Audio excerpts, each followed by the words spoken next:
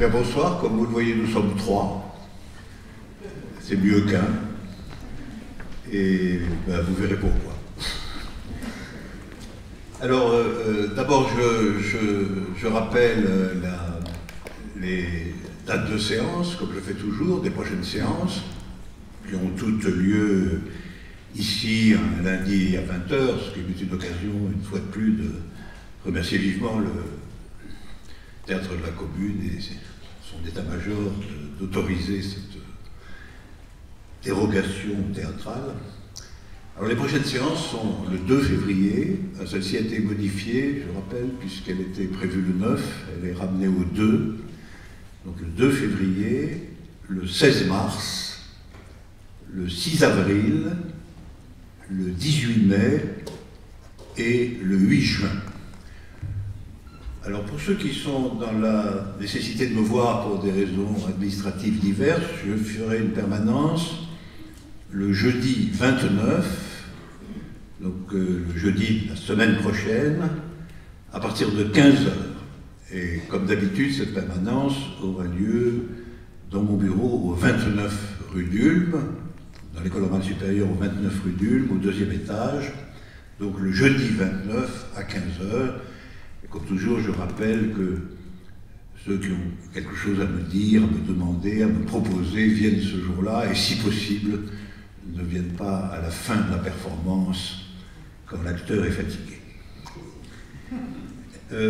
En dernier point, une publication que j'avais déjà annoncée, dont j'avais même donné un fragment, la métaphysique du bonheur réel. Alors la métaphysique du bonheur réel sort, vous la voyez là, et sera en librairie à partir du 28 janvier. Donc métaphysique du bonheur réel est très bientôt disponible pour tout le monde.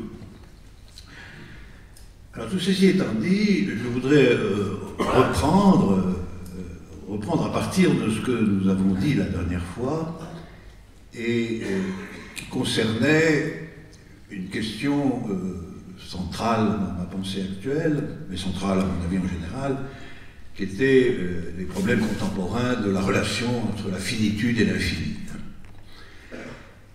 Aujourd'hui, nous allons faire un trajet de cette question du fini et de l'infini à une question qui a une résonance considérable aujourd'hui pour toutes sortes de raisons, qui est la question du même et de l'autre, c'est-à-dire aussi la question de l'identité.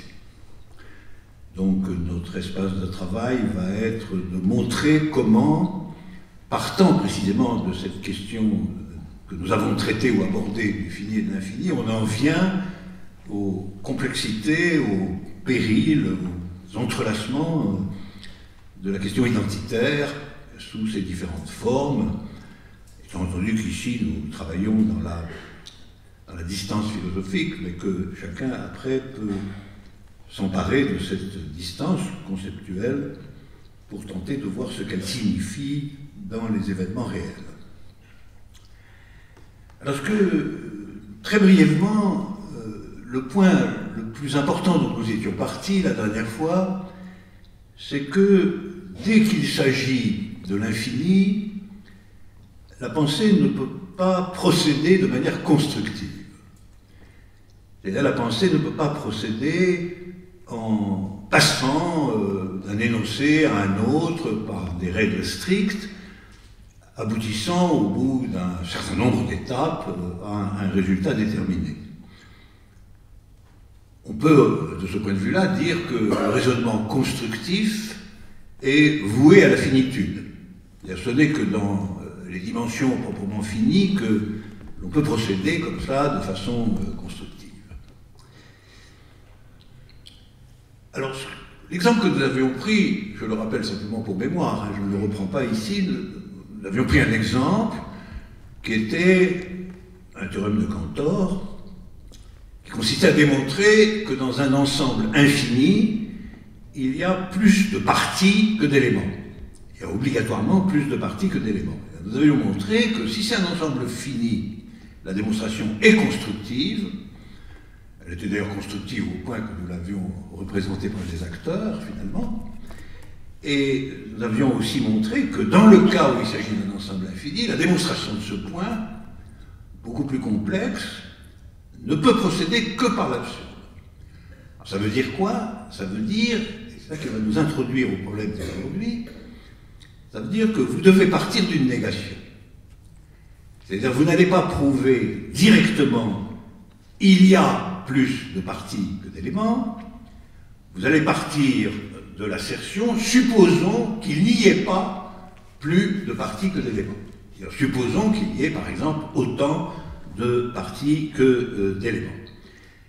On va donc éprouver la pensée dans la négation de ce qu'on a pourtant stratégiquement l'intention d'établir. Donc on va, en un certain sens, passer par une négation du résultat. C'est un point très particulier. C'est la tactique par laquelle l'obtention du résultat se fait par la supposition de la négation du résultat. C'est un exemple formel, mais il a beaucoup de conséquences pratiques. Donc on va partir de la négation du résultat et on va montrer que cette négation du résultat crée une situation d'impossibilité.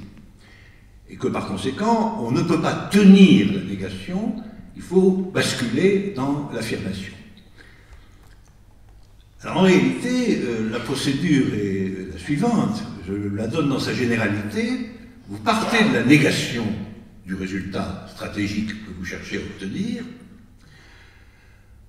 vous construisez sous cette hypothèse négative un point qui en réalité ne peut pas exister, et vous construisez une sorte d'inexistant ou de point d'impossibilité, et à partir de ce point d'impossibilité, vous concluez que le réel est maintenu par l'affirmation que vous avez niée au départ. Donc le schéma est le suivant, vous niez votre résultat stratégique, et dans cette négation, par des procédures démonstratives, vous faites en quelque sorte surgir un inexistant ou un point d'impossibilité que vous identifiez au réel. Entre parenthèses, on franchit, en passant, la fameuse assertion de Lacan selon laquelle le réel c'est impossible, et là de façon tout à fait rationnelle, puisque c'est précisément en démontrant que la négation primordiale bute sur une impossibilité que vous tranchez sur ce qui est réel. Et que vous allez affirmer le réel parce que vous avez éprouvé l'impossibilité de la négation. Et donc vous avez ce schéma négation, impossibilité, réel, qui est la structure même du raisonnement qu'on dit apagogique théoriquement, ou du raisonnement par l'absurde, et qui est au fond le passage de la pensée du négatif au réel par la médiation de l'impossible. Alors, tout cela nous avait amené à dire que, en définitive, il y a un lien intérieur important entre l'impossible, c'est-à-dire le réel, et la négation dans cette affaire. C'est comme si la négation était l'acte primordial, étant entendu, j'y insiste beaucoup, que vous niez non pas quelque chose d'extérieur, mais que vous niez votre propre objectif. Vous faites la supposition de la vérité, de la négation de votre propre objectif. Comme s'il pouvait exister des expérimentations négatives se concluant en définitive par une affirmation dans le réel. On pourrait donc dire qu'il y a un lien intime entre infinité et négativité, puisque pour aboutir à des propositions concernant l'infini, on va passer par la supposition de leur fausseté, par l'affirmation de leur négation, et que finalement, l'infini, en tant que point réel, va se rencontrer comme un point d'impossible de la finitude. C'est ça la signification spéculative générale de cet exemple mathématique, donc ontologique. L'infini, en tant que point réel, est une impasse du fini. Non pas une négation du fini, mais une impasse du fini. C'est-à-dire que vous devez rencontrer, à partir d'une hypothèse de finitude, un point d'impossible effectif. Alors, on peut transposer cela à un niveau d'abstraction assez grand pour le moment, mais on en sortira. On peut le transformer en disant que toujours la loi du même se découvre dans l'autre.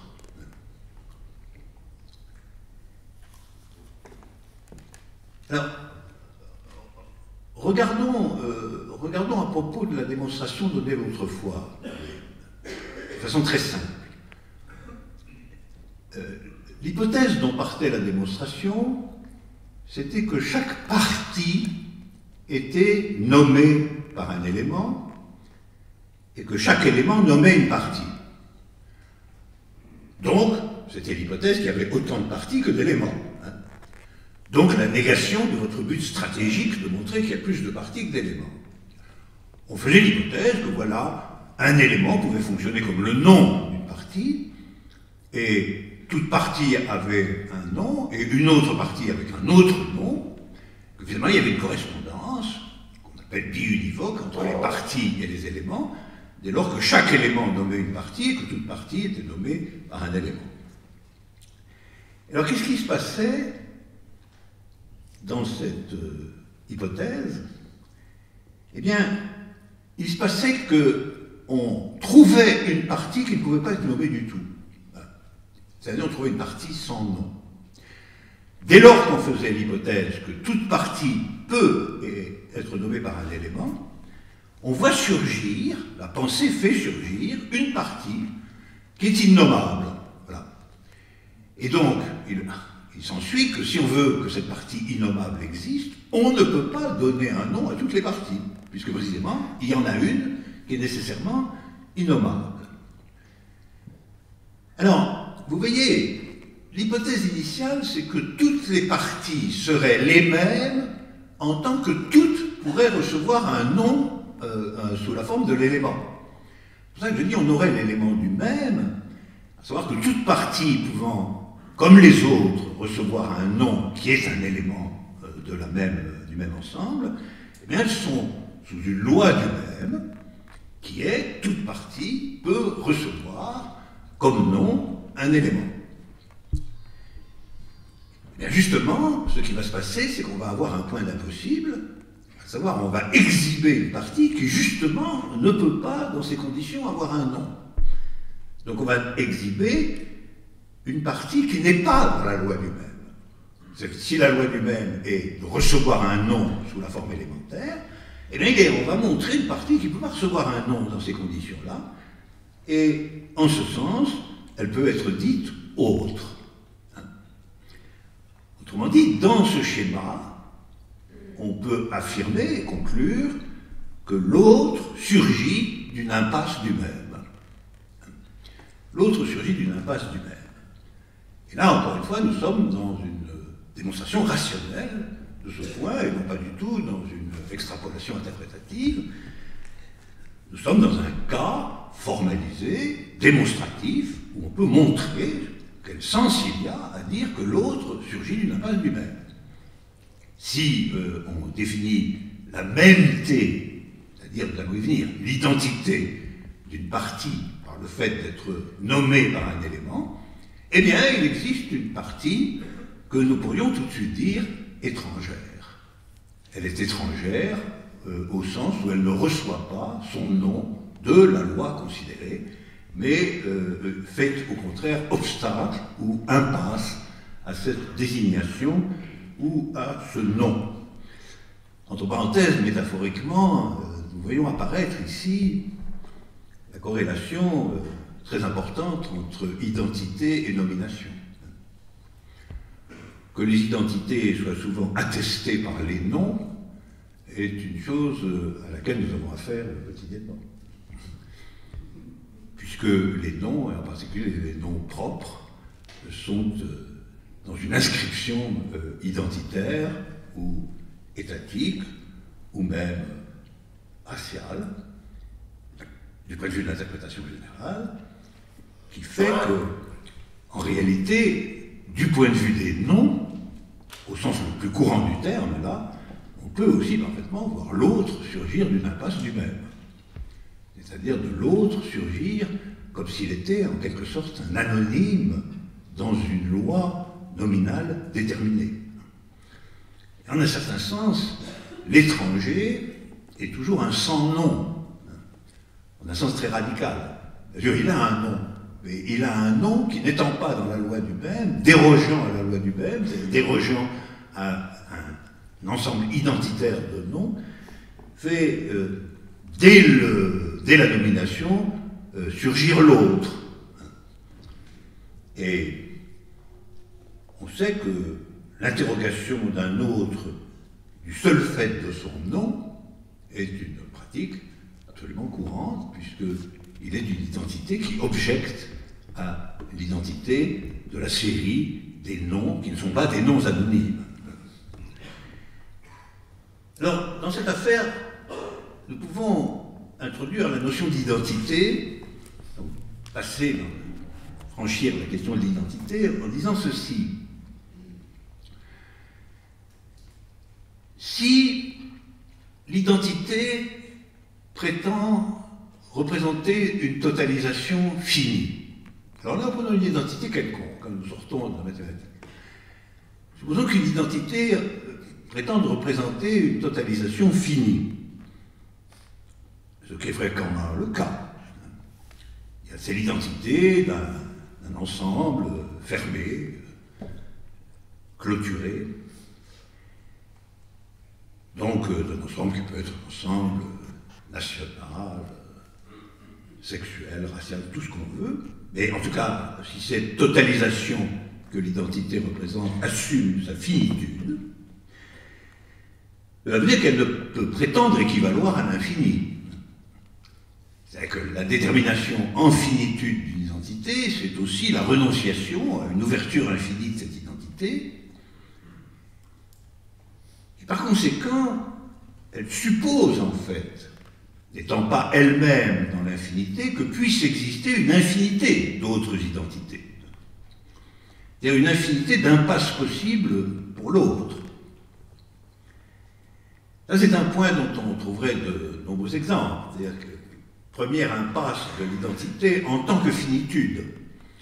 Si l'impasse est une totalisation finie, alors elle ne peut se soustraire à l'hypothèse que, hors cette finitude, hors cette totalisation fermée, existent d'autres identités, voire même d'autres identités qui pourraient, elles, prétendre à l'infinité, puisque l'infinité est en dehors, naturellement, du fini.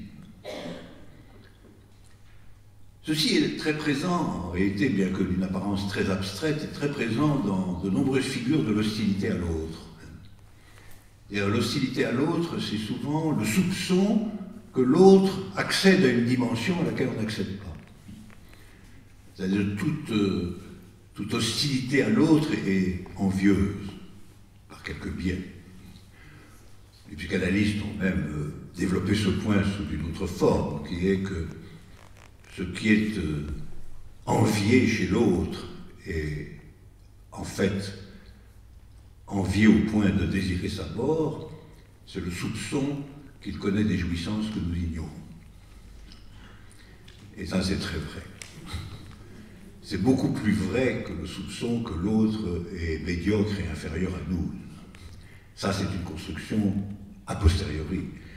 La conviction intime, le soupçon terrible, le soupçon caché le plus important, c'est que l'autre est précisément dans une région dont l'infinité nous est obscure et impénétrable, puisque nous assumons la clôture finie de notre identité. C'est pour ça que toute fermeture de l'identité est aussi, pour l'identité elle-même, un péril. Les identités ont toujours tendance à vouloir clôturer leur existence, mais en réalité, dès qu'elles la clôturent, naît le soupçon qu'à l'extérieur de cette clôture, un péril identitaire autre sévit à une échelle qui peut être beaucoup plus considérable, voire même infinie. C'est pour ça que la totalisation finie est toujours prise dans la dialectique selon laquelle, oui, d'accord, en tant que totalisation finie, c'est bien, on est tranquille, on est garanti, on est ferme, on peut dénombrer, on peut ne rencontrer que des gens de la même identité, on peut voyager de façon finie dans l'identité, mais l'inconvénient, c'est que, hors totalisation, règne une infinité suspecte, dont peut-être une autre infinité à la maîtrise ou la jouissance. Et par conséquent, il y a aussi une tendance à basculer dans une totalisation infinie, cette fois. C'est l'alternative, c'est-à-dire de présenter l'identité comme totalisation infinie. Mais alors, on va tomber dans la possibilité, puisque c'est infini, du mécanisme que je vous ai décrit, à savoir que l'impasse du même fasse surgir l'autre. Et cette fois, le péril, c'est que l'autre surgit dans le même. Et ce n'est pas le péril d'une extériorité dont on pourrait avoir une jouissance inconnue, mais c'est le caractère inéluctable du surgissement de l'autre à l'intérieur même de l'impasse du même, comme le montre, dès lors qu'on est dans un ensemble infini, le fait que la surabondance des parties n'est pas nommable. Et donc, quelque part, réside à l'intérieur même du même une surrection possible de l'autre qui fait que, finalement, l'identité n'est pas vraiment totalisée puisqu'elle a son autre en elle-même. Et vous voyez donc que cette question de l'identité est au fond l'épreuve d'une impossibilité récurrente qui explique qu'il y ait quelque chose de toujours enragé dans l'identité. Toujours enragé parce que, ou bien elle propose une totalité fermée, et alors l'extériorité est si menaçante et si abondante dans son infinité qu'on va la redouter constamment et qu'il va falloir à tout moment consolider les barrières. Évidemment, la pression de l'infini sur le fini est elle-même infinie. Il faut des barrières incessantes, répétées, multiformes, innombrables, une infinité de barrières. Mais précisément comme c'est fini, il n'y a pas de possibilité d'infinité de barrières. Ou bien la totalisation est infinie, et alors elle voit surgir l'altérité comme un ennemi intérieur. Elle voit surgir au sein même de l'identité du même. C'est pour ça que il y a réellement une impasse logique de l'affirmation identitaire dans son vœu d'être pur. Alors on appellera identité pure une identité qui parvient à se totaliser, qui parvient à se présenter sous les dehors d'un tout homogène et fermé. Ça, c'est la belle identité. Et alors, on voit dans l'histoire concrète que le vœu de réaliser cette belle identité finit toujours par être agressif, meurtrier, procéder à des épurations sans fin, etc. Mais c'est la logique de la chose. Ce n'est pas une pathologie. Ce n'est pas une pathologie. Si l'identité est fermée, elle redoute de façon décisive son extériorité infinie, et si elle est infinie, eh bien, elle n'arrive pas à contrôler la loi du même, parce que de l'autre surgit à l'intérieur du même. Et donc, d'une certaine manière, le problème de l'identité, c'est que l'autre est indestructible, en réalité. C'est donc pour ça qu'on va se livrer à des excès sans fin, à des abominations. C'est parce que l'autre est irréductible. Vous avez beau exterminer, en définitive, quelque chose subsiste indéfiniment comme une menace irréductible sur l'identité, qui oscille du coup entre totalisation finie et totalisation infinie, sans jamais trouver le repos. Soit la totalisation finie, c'est-à-dire le barricadage de l'épuration, soit la totalité infinie, c'est-à-dire la recherche constante de l'ennemi intérieur. Et tantôt il faut faire la guerre à l'infini, tantôt il faut faire la terreur intérieure ou la guerre extérieure, ou les deux, parce que de toute façon, ce n'est qu'à ces conditions-là qu'on est dans l'activation réelle de l'identité, dans son épreuve effective. Alors tout ça, vous le voyez, sert d'entrée à la dialectique du même et de l'autre.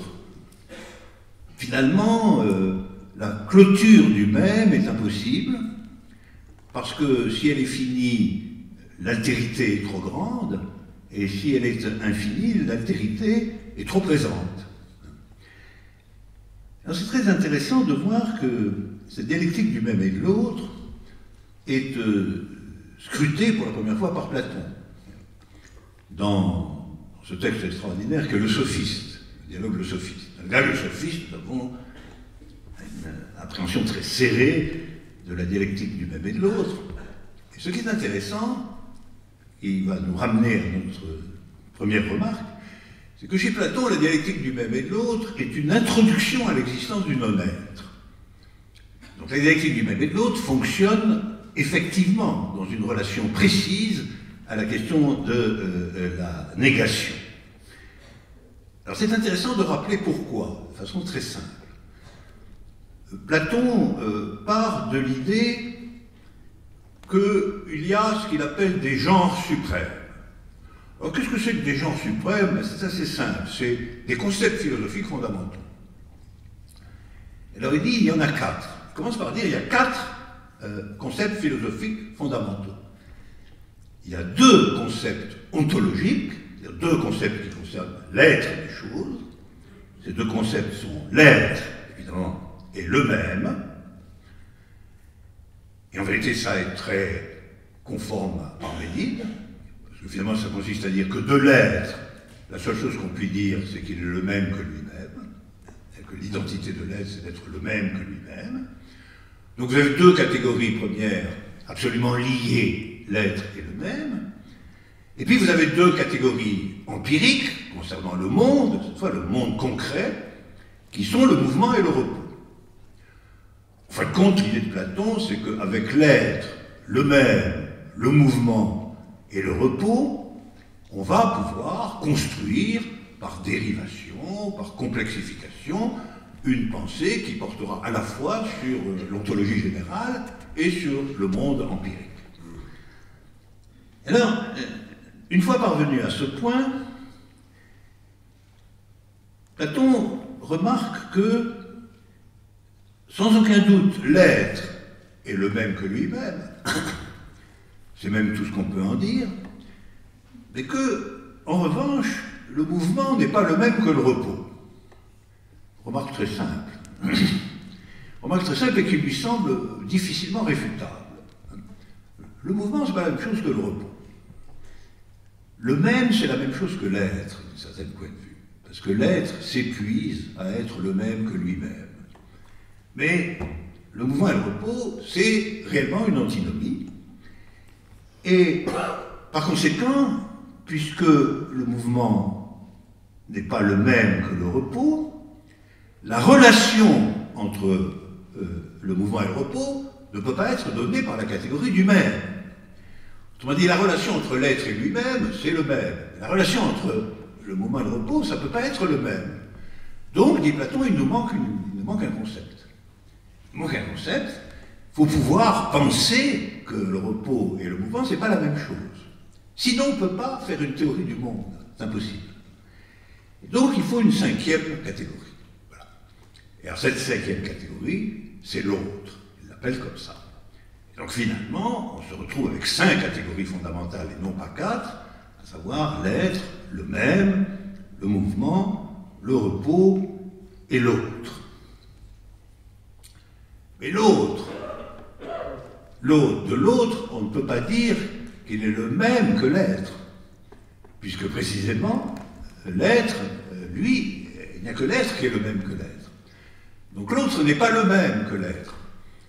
Ben, s'il n'est pas le même que l'être, il faut qu'il soit non-être.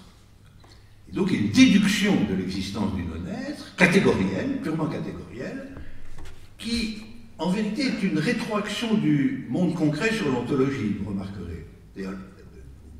On remarque dans le monde réel que le repos et le mouvement, c'est pas la même chose, et puis ça rétroagit sur l'absolue identité de l'être à lui-même qui se suffisait des catégories existantes. Et donc finalement, à travers tout ça, il va falloir affirmer, contre Parménide et contre la tradition à laquelle appartient Platon, il va falloir affirmer l'existence du non-être. Par conséquent, on va avoir une racine possible de la négation. C'est extraordinaire parce que tout ça, c'est la naissance de la négation. C'est la généalogie conceptuelle de la négation proposée par Platon dans un développement tout à fait stupéfiant, finalement, qui consiste à se situer à un niveau purement catégoriel et à déduire de ce moment catégoriel que la dialectique du même et de l'autre repose sur la négation. Alors ça va permettre à Platon de résoudre des problèmes qui lui posent beaucoup de soucis, qui est de savoir en particulier ce que c'est qu'un discours faux. Un discours faux, les sophistes ils tiennent des discours faux. Alors qu'est-ce que c'est un discours faux? Un discours faux, c'est un discours qui ne correspond pas à l'être des choses. Alors maintenant qu'on a le non-être sous la main, on peut dire un discours faux, c'est un discours qui prétend que est quelque chose qui n'est pas. Voilà. Et c'est-à-dire un discours qui est autre que le même. Maintenant qu'on a tout ça, on va pouvoir savoir ce que c'est qu'un discours faux, et on va pouvoir, par conséquent, combattre la sophistique. La sophistique qui prétend à une équivalence du vrai et du faux, et on va pouvoir aussi parler de l'opposition de l'être et du non-être. Et là, à partir de là, nous nous posons la question, nous et Platon se la pose aussi, est-ce que, ce faisant, nous avons rendu compte de toutes les espèces de contradictions? Est-ce que maintenant que nous disposons de l'autre, du même, du mouvement, du repos et de l'être, est-ce qu'avec cela, avec cet arsenal de concepts, nous pouvons arriver à penser toutes les contradictions du monde contemporain, ou toutes les contradictions même de la pensée, dans cette logique qui oppose l'être au non-être, dans la figure de la relation finalement du même et de l'autre. Alors, le problème c'est le suivant. Ce qu'on a vu, c'est que l'autre était autre que l'être. C'est pour ça qu'il était non-être. Mais est-ce que ça ne signifie pas que toute différence est en réalité une négation? Est-ce que c'est pas ça qui est affirmé par Platon là-dedans? À savoir, non pas, à vrai dire, une opposition radicale de l'être et du non-être, mais une exagération de la différence.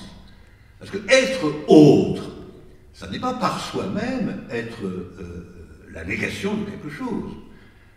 Si je suis autre que quelqu'un d'autre, ça ne veut pas dire que je suis sa négation.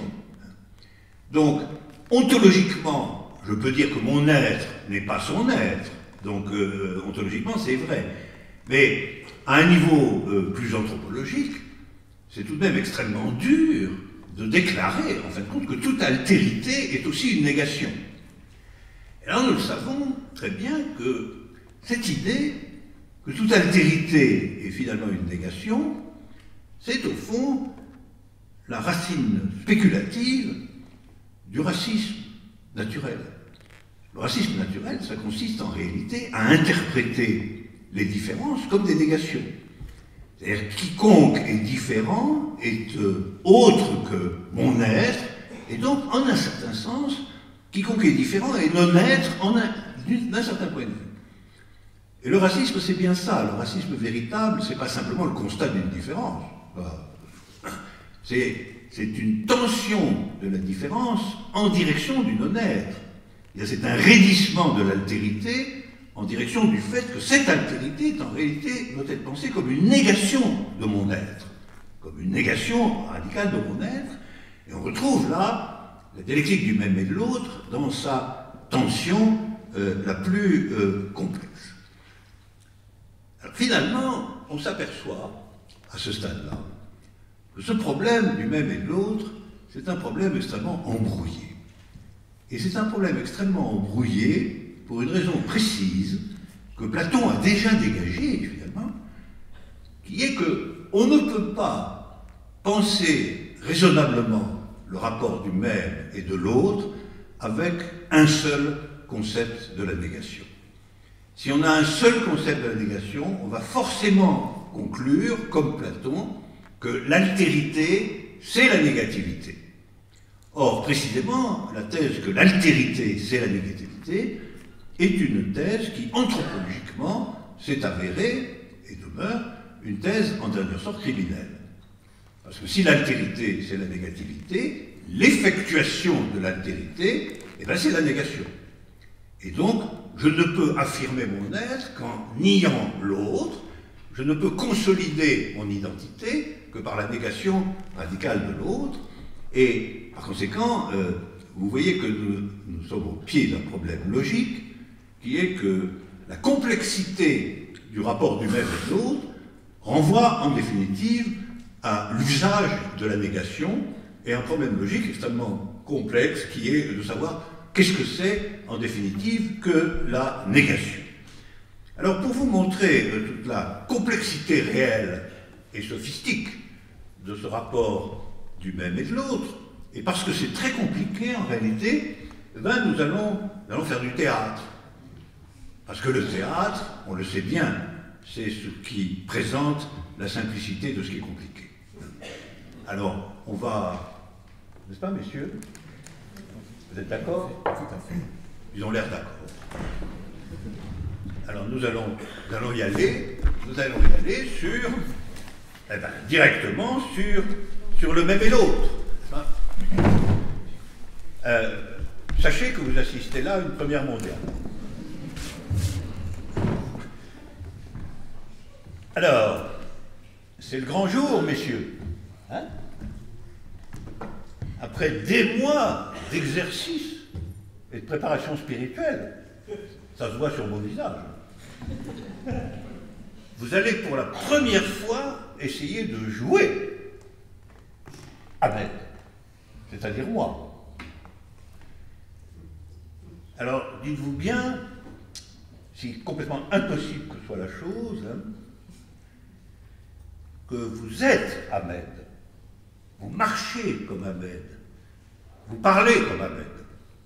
Bon, évidemment, vous ne pensez pas comme Ahmed. Hein. C'est impossible. Mais au théâtre, ça n'a pas d'importance. Alors, vous avez bien compris mes explications? Oui, maître, j'ai tout compris. Ah non, non, non, non, cher maître. Moi, je n'ai pas compris.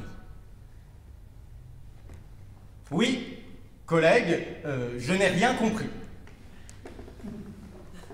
Mais comment tu peux dire que tu as tout compris et que tu n'as rien compris?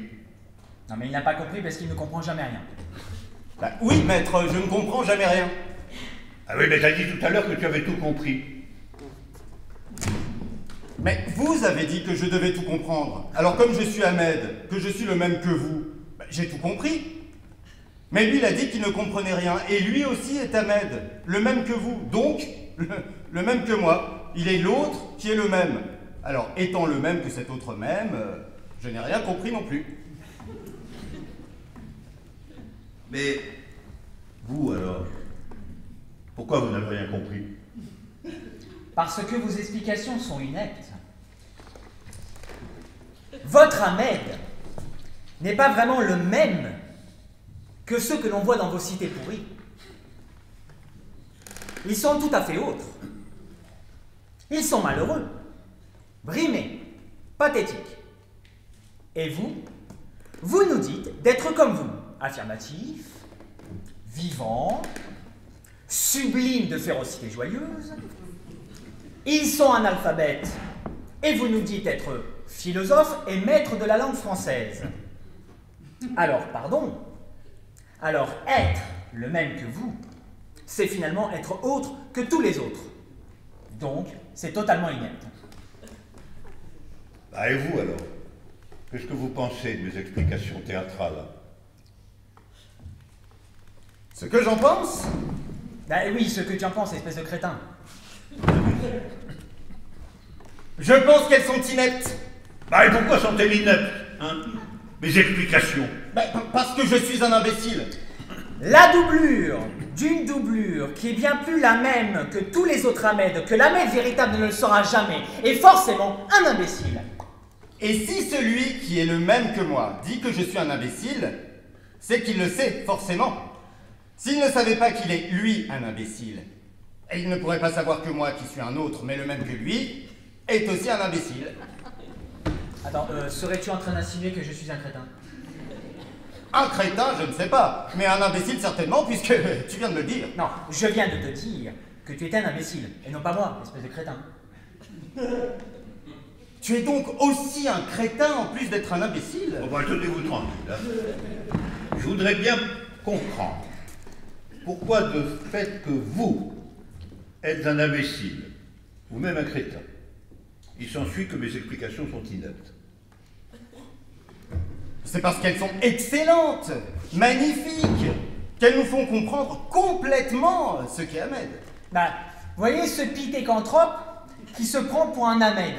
Non mais les explications de monsieur sont ineptes parce qu'elles sont excellentes. Non mais il nous ferait tourner en bourrique celui-là. Ah ben pas du tout. Ah ben il a parfaitement raison. Ah ben si mes explications sont excellentes et qu'il est un imbécile, il pense qu'elles sont ineptes. Parce que l'imbécilité, c'est de prendre une chose non pas pour ce qu'elle est, mais pour une autre.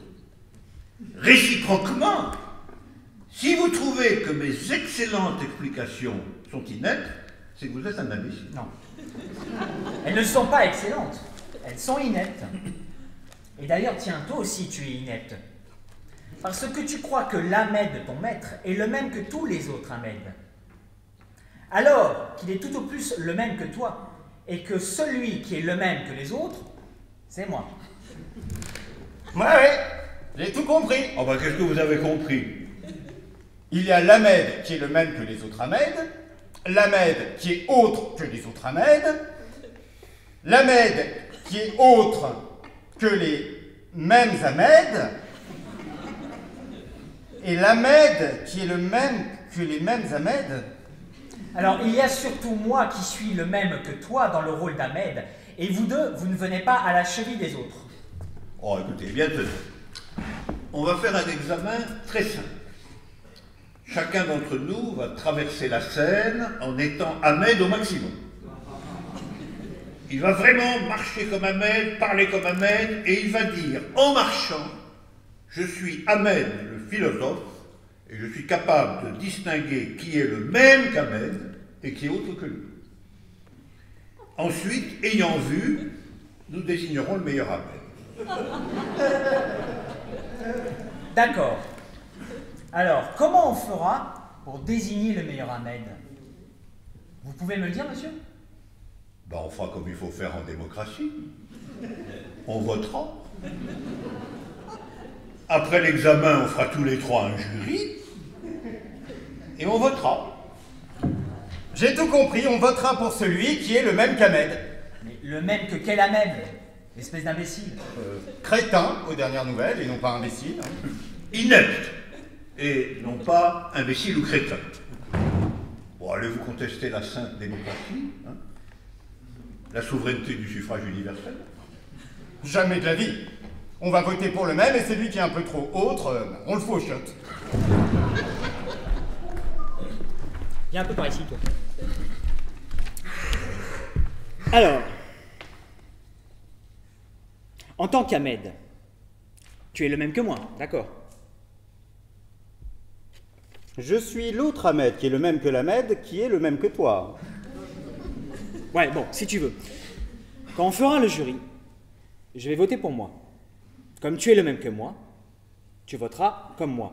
Si tu ne votes pas comme moi, c'est que tu es un autre. Tu n'es pas Ahmed. Et donc on te foutra... Oh chiotte, j'ai tout compris. Ok. Tu peux me le redire? Quoi donc, cher Ahmed? Bah, ce que tu as compris. Bah, quand on fera le jury, tu vas voter pour toi.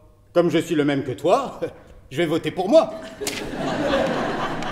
Bon. Non, non, espèce de crétin, tu voteras comme moi, tu dois voter pour moi. Bah, espèce d'imbécile, pourquoi étant le même que toi, j'irai voter pour un autre que moi, alors que toi, tu votes pour le moi qui est le tien? Si je votais pour toi, je serais un autre que toi et j'irai droit aux chiottes. Arrêtez vos complots, là, hein, élèves détestables. Hein. On commence l'examen. Allez, tout de suite, là.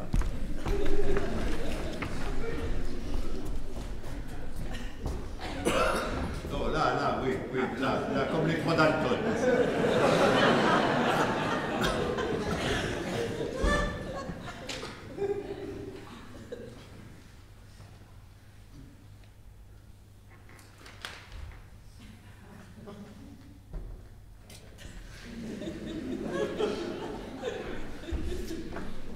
je suis Ahmed le philosophe, et je sais distinguer qui est le même que Ahmed et qui est l'autre.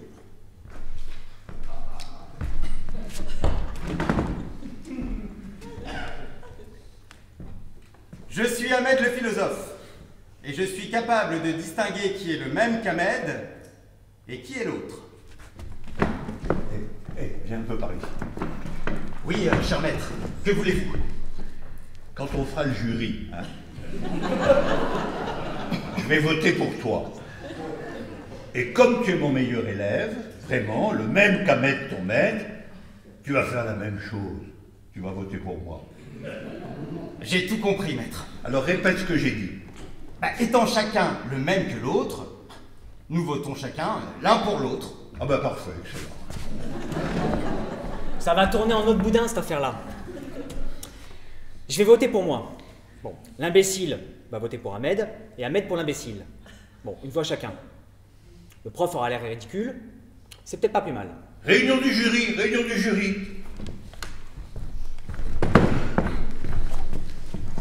Alors, doublure numéro 1. Pour qui votez-vous? Ah, eh bien moi, je vote pour moi, car mon art réaliste vous surpasse, vous et vos ineptes explications. Doublure numéro 2, quel est votre choix? J'ai tout compris, maître, vous m'avez expliqué. Je vote pour vous. Et moi, je vote pour moi. Je suis désigné comme le seul authentique Ahmed, par 2 voix contre 1. Bon, espèce de crétin imbécile heureux, tu t'es fait enculer par ton maître, toi. J'ai tout compris. Alors tu peux me dire ce que tu as compris, espèce d'Ahmed de pacotille? Celui qui est Ahmed vraiment, celui qui est le même qu'Ahmed, c'est celui qui encule les autres. En tout bien, tout honneur. Naturellement.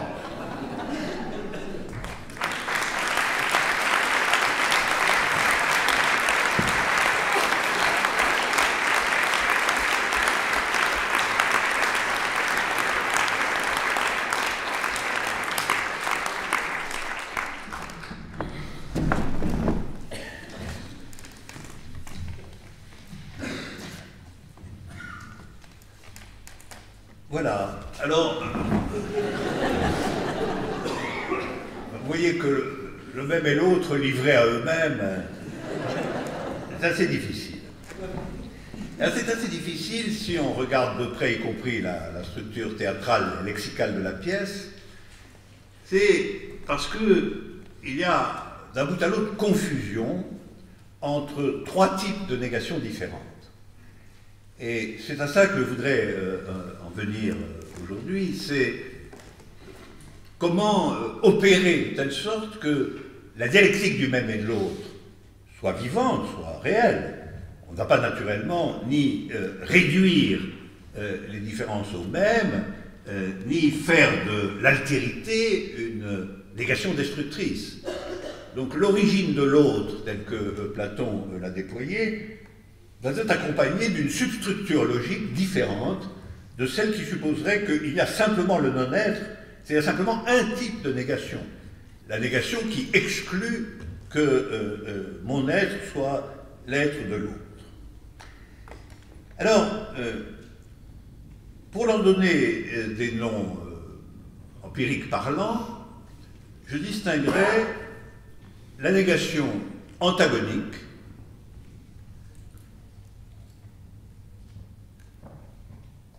la négation qui tend au compromis, pour la négation du compromis,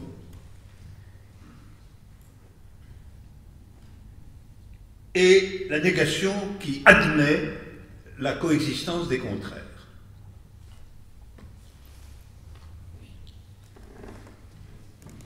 Alors, bon, si on formalise la chose, et vous trouverez vous-même quantité d'exemples, la négation antagonique, c'est une négation qui va faire jouer à plein le principe de non-contradiction. C'est-à-dire, si X a la propriété P et que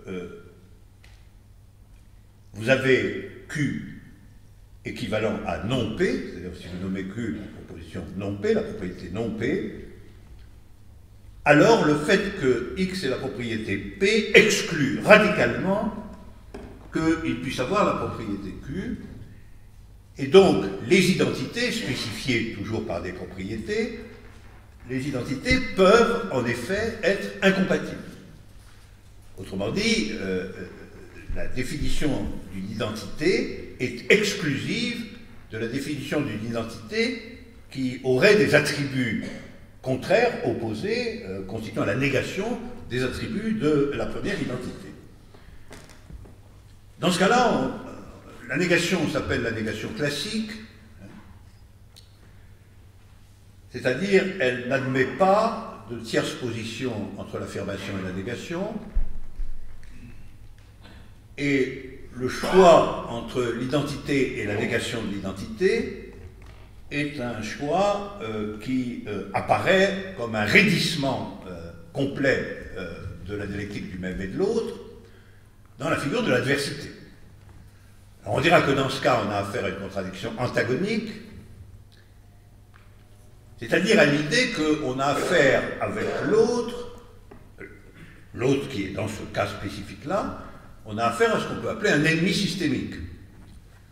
C'est-à-dire une altérité incompatible, effectivement, avec l'affirmation de l'identité première, et qui donne lieu à une contradiction qui, en réalité, n'admet pas d'autre résolution que la disparition d'un des deux termes, à supposer qu'on veuille la résoudre.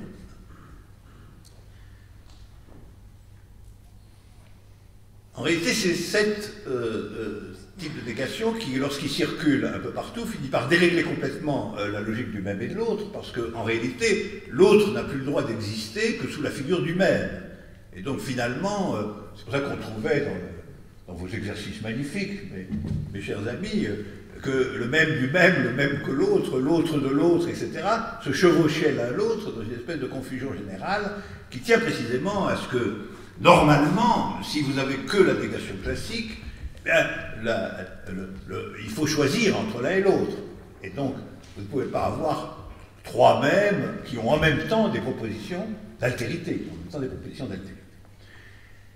La deuxième type de négation, c'est celle qui admettrait un compromis, c'est-à-dire celle qui admettrait que, sans doute, les positions P et non P, les attributs P et non P, sont tendanciellement incompatibles, mais qu'il y a des valeurs intermédiaires.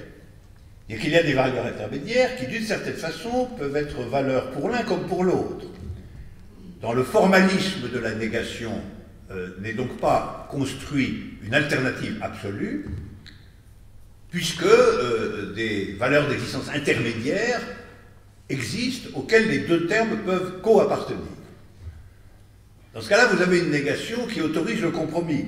C'est-à-dire, vous pouvez négocier en quelque sorte entre le même et l'autre autour d'une valeur tierce qui sans doute n'exprimera pas absolument l'identité ni du même ni de l'autre, mais qui exprimera suffisamment de co-appartenance aux deux pour qu'on puisse obtenir en effet un compromis recevable. Ceci suppose naturellement que vous ayez une logique qui, d'une certaine façon, assouplit le principe de contradiction en admettant qu'il y a des valeurs tierces. Pour le principe de contradiction radicale est accompagné de ce qu'on appelle le tiers exclu. Alors, tiers exclu, ça dit très bien ce que ça veut dire. Ça veut dire qu'une position tierce qui pourrait soutenir un compromis possible n'existe pas. Vous avez que l'identité et sa négation, donc vous avez un ennemi systémique, et si vous voulez créer un espace unifié, quel qu'il soit, il faut supprimer un des deux termes, qu'un des deux termes disparaisse. Si vous avez dans le deuxième cas, vous avez en effet la négation continue à fonctionner, mais il n'y a pas le tiers exclu, et par conséquent, le tiers exclu peut présenter un objet intermédiaire ou une solution intermédiaire qui ne sera jamais totalement réductible aux deux identités, mais qui pourra leur co-appartenir dans un espace relativement pacifié. Alors dans ce cas-là, on pourrait dire que l'autre est considéré comme un allié circonstanciel. Ennemi, allié circonstanciel. C'est le contexte et l'existence effective dans ce contexte d'une possibilité de compromis qui va rendre possible une dialectique du même et de l'autre détendue autour, d'une certaine façon, de propositions de compromis ou de compositions intermédiaires. C'est allié circonstanciel parce que, en réalité, la question de savoir quel est le type de nuance qui existe entre les deux positions qui sont en contradiction dépend du contexte, des circonstances, et n'a pas de validité logique universelle. On sait très bien ça. Quand on commence à négocier autour d'un compromis, les négociations dépendent de quantité de choses. C'est pour ça qu'elles durent très longtemps, en vérité, parce qu'elles dépendent aussi de la fatigue des négociateurs. C'est particulièrement vrai dans les scènes de ménage, qui sont un très bon exemple de nécessité d'une logique non antagonique, parce que tout de même, on ne peut pas, à tous les coups, soit se séparer absolument, soit tuer l'autre. Ce sont quand même des valeurs que ça se produit, mais ce sont quand même des valeurs extrêmes de la dialectique du même et de l'autre, dont en fin de compte la relation de couple est la matrice la plus simple. Et donc si on cherche des compromis, eh bien, vous voyez très bien que ça va dépendre du point circonstanciel qui va apparaître comme autorisant l'un et l'autre à côté qu'ils ne perdent pas vraiment la face, qu'ils ne sont pas vraiment défaits, etc. Et que donc c'est contextuel. Le contexte va être la proposition précisément d'une valeur intermédiaire à laquelle on va se raccrocher provisoirement et finalement on aura une alliance qui est circonstancielle, non pas au sens où elle est forcément précaire, non, mais au sens où elle dépend de la circonstance. Et dans ce cas-là, c'est le tiers terme qui joue un rôle pour accrocher, en un certain sens, les deux termes à sa valeur de circonstance. Et la troisième possibilité, c'est, à proprement parler, qu'il n'y ait pas le principe de non-contradiction. À savoir que deux propositions contradictoires puissent coexister dans le même espace, sans être ni astreintes à s'exclure l'une l'autre, ni astreintes à trouver une médiation particulière ou circonstancielle. Alors ça, c'est des logiques dans lesquelles, d'un certain point de vue, un énoncé et sa négation peuvent coexister dans la même spatialité logique. Et ce point est de la plus haute importance, en réalité, à mon avis, parce qu'il admet que des assertions concernant une situation quelconque puissent être apparemment tout à fait contradictoires, sans entraîner l'éclatement ou la dissipation de ceux qui les formulent. En réalité, ce point est un point d'une grande importance politique. Parce que si en politique vous utilisez uniquement les deux premières négations, vous allez avoir la lutte frontale contre l'ennemi, la contradiction antagonique, ou vous allez avoir quelque chose qui va dépendre exagérément des circonstances. C'est-à-dire qui va dépendre exagérément du fait qu'au moment de la discussion, on a sous la main un tiers terme qui autorise un compromis négocié. L'existence de la communauté politique, encore bien plus de l'organisation politique, ou du camp populaire, ou tout ce que vous voulez, dépend largement de la possibilité de tolérer dans le même espace des propositions qui formellement sont contradictoires. Simplement, elles ne sont pas contradictoires au point de faire qu'il soit nécessaire de disloquer la situation dans son ensemble, parce que, au moins pendant un temps, les deux propositions contradictoires peuvent coexister sans que le système général d'intérêt commun qui soutient la situation soit anéanti. En vérité, politiquement, ça a été formalisé sous la forme de la distinction entre contradiction antagonique et contradiction au sein du peuple. Si on regarde de près, logiquement, une contradiction antagonique, c'est une contradiction avec l'ennemi, donc c'est la guerre, l'affrontement, la lutte. La contradiction au sein du peuple, c'est quand même non pas seulement quelque chose qui admet des compromis provisoires, mais c'est quelque chose qui admet à la coexistence d'identités distinctes à longue portée y compris quand elle porte sur toute une série de points de jugements contradictoires. Et c'est aussi vrai, dans la politique c'est absolument évident, si l'unité organisée éclate dès qu'une contradiction surgit, c'est qu'elle est une grande faiblesse. Il faut naturellement que, sur un grand nombre de questions, on admette la coexistence d'identités disparates, de jugements contradictoires, etc.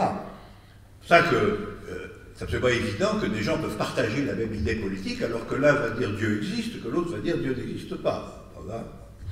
Et c'est pour ça des énoncés contradictoires. Ces énoncés contradictoires vont entrer dans le champ sans pour autant anéantir ce champ. Ils vont se situer dans une zone d'extériorité relative suffisante pour que la contradiction existante n'entraîne pas la dissolution de ce dont il s'agit. Mais ça, la coexistence d'énoncés contradictoires, ça requiert une logique spéciale, et c'est la troisième type de logique dans la dialectique du même et de l'autre. Finalement, pour récapituler, le même peut se rapporter à l'autre dans la condition finalement infinie de sa disparition.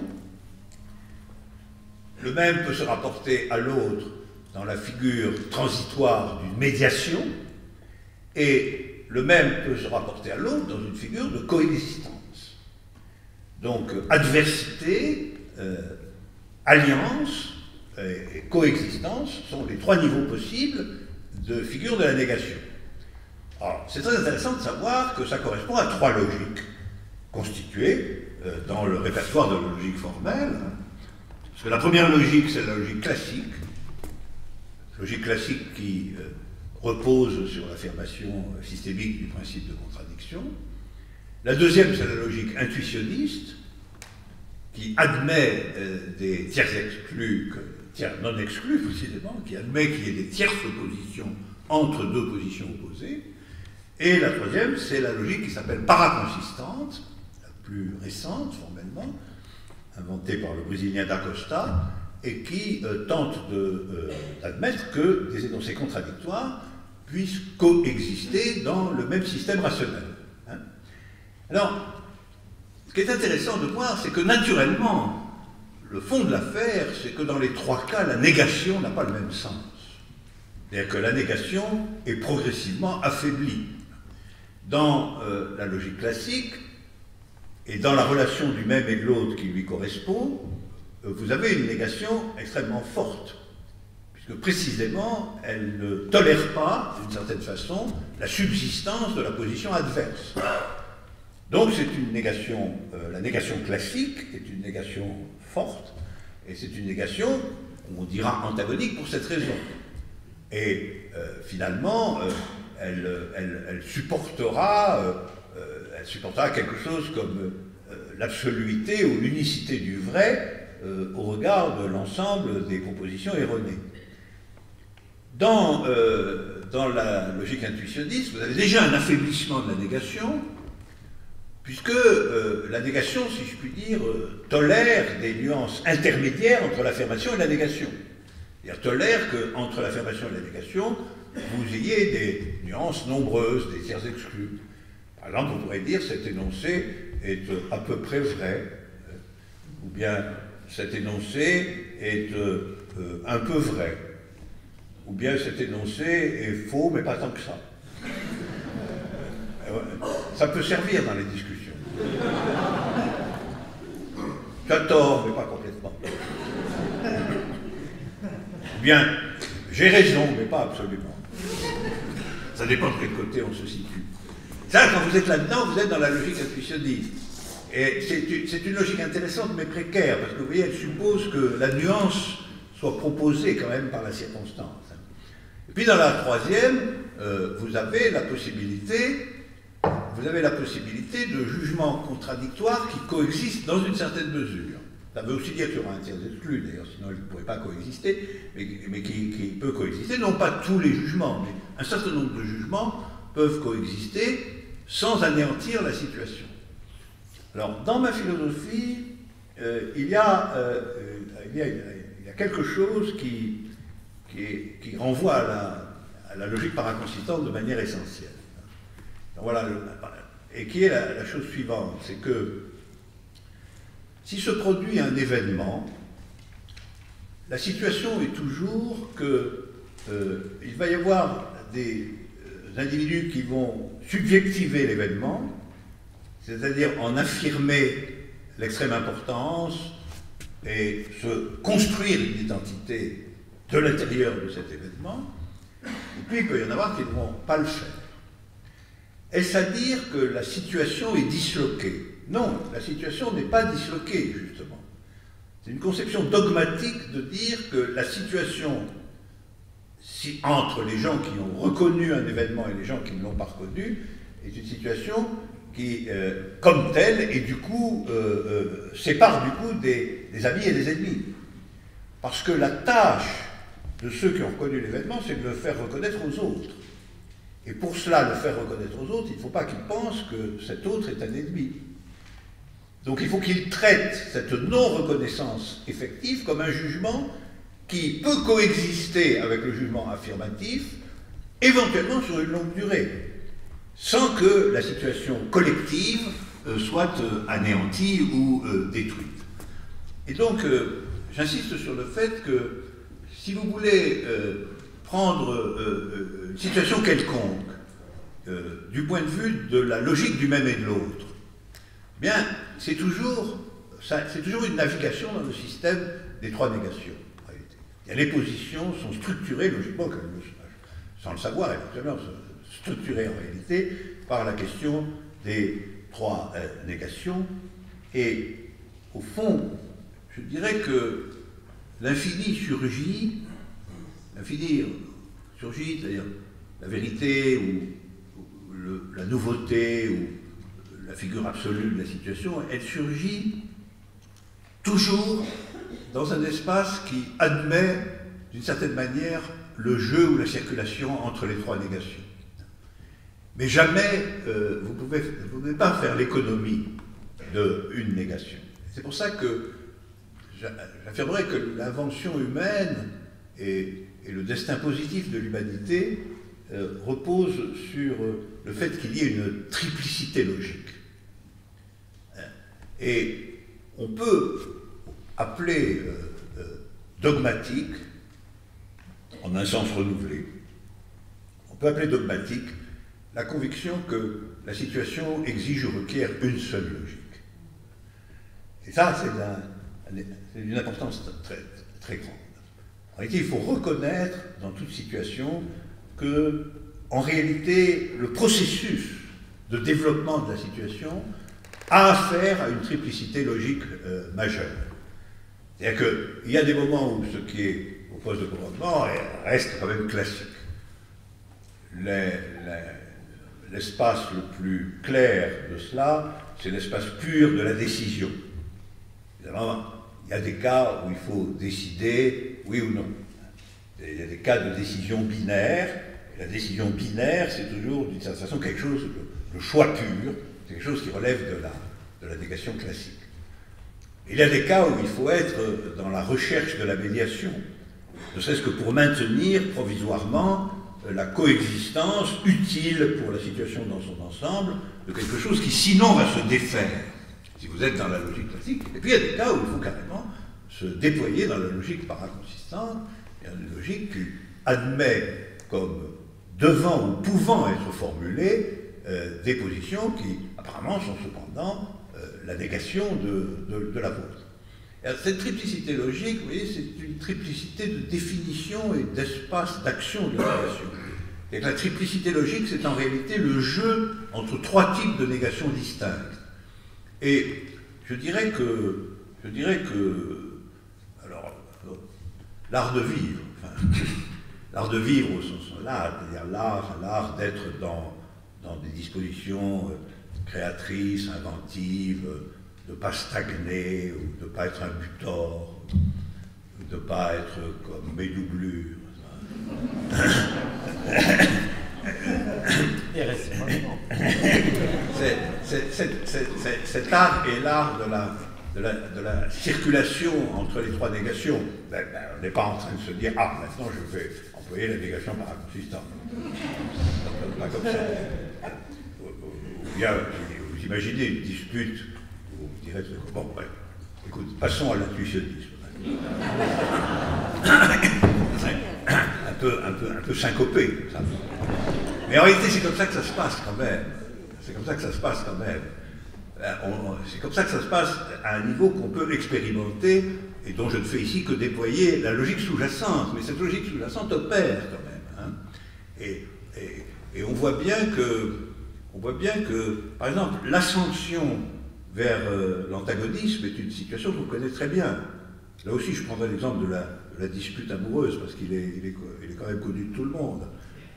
Vous démarrez dans le paraconsistant, en général. C'est-à-dire, je préférerais ne pas faire la vaisselle. Bon. Quelqu'un doit la faire, quelqu'un ne doit pas la faire. Bon. Celui qui veut faire la vaisselle ou celui qui ne veut pas faire la vaisselle peuvent coexister sans meurtre.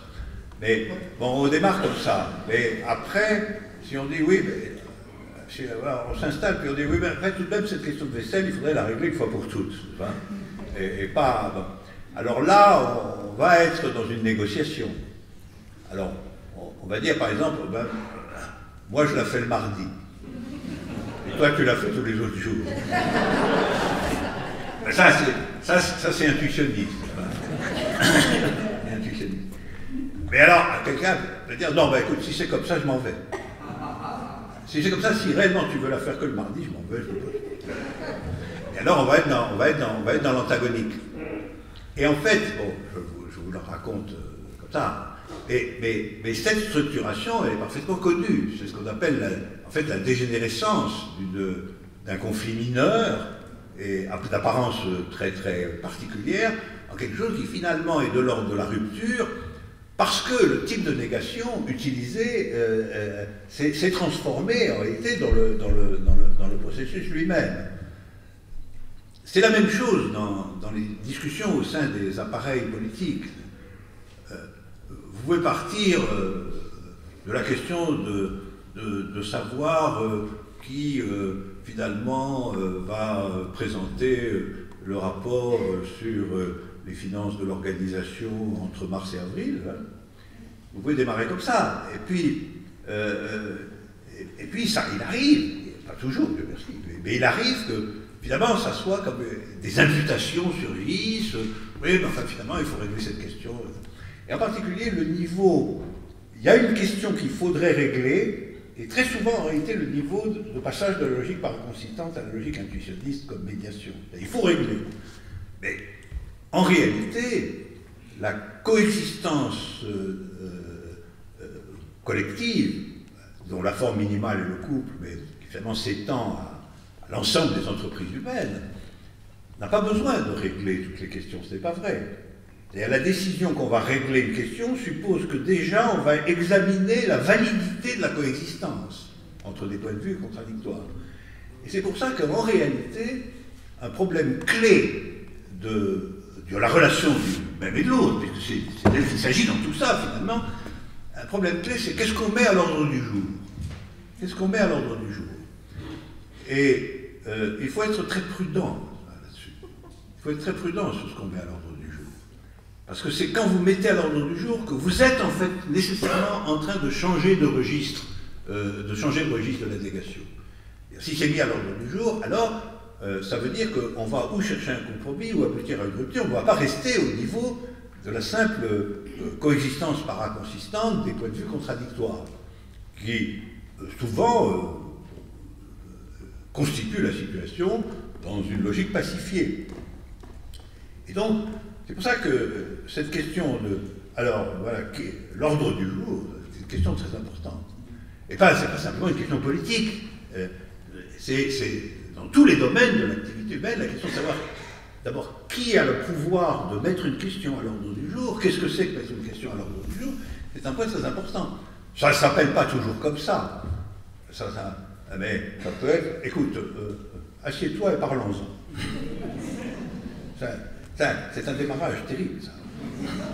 Assieds-toi et parlons-en. Bon, là, et quand vous changez de négation, vous introduisez toujours une forme de nouvelle solennité. Un changement de logique, c'est un changement de solennité de la situation. C'est toi, en parlant, Bon, ça veut dire qu'avant, on n'en parlait pas. C'est-à-dire qu'avant, ça fonctionnait comme ça, vaille que vaille. S'il faut en parler, et si on en parle, on ouvre quand même toujours la décision de mettre quelque chose à l'ordre du jour. C'est aussi la décision éventuelle d'examiner la question finalement dans le registre de l'antagonisme. Ça crée, ça ouvre cette possibilité. Elle n'est pas nécessaire. Ce qui la retarde, c'est la logique intuitionniste, qui est bonne, elle est bonne fille, la logique intuitionniste. C'est-à-dire, bon, finalement, on partait sur la vaisselle, mais on conclut que finalement, on va aller en Picardie pendant les vacances.